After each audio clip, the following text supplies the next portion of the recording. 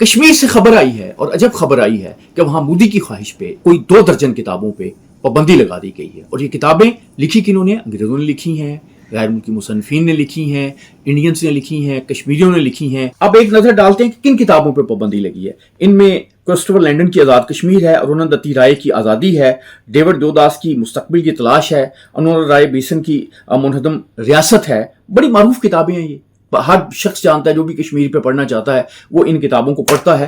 لیکن مودی جو ہے وہ ان کتابوں پہ پابندی لگا کے وہ یہ سمجھ رہا ہے کہ شاید کشمیریوں کی کو جو ہے وہ روح سے آزادی جو ہے اس کو نکال دیا جائے گا. لیکن 21ویں صدی میں کیا کرے گا مودی؟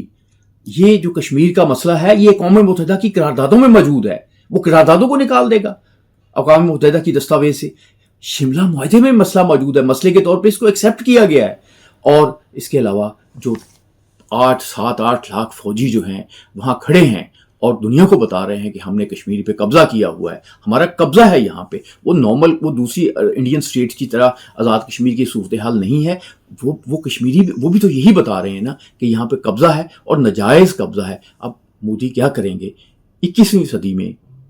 یہ فیصلہ کہ کتابوں پہ پابندی لگائی جائے یہ مودی کر سکتا ہے، یہ حماقت ان سے ہی ہو سکتی ہے.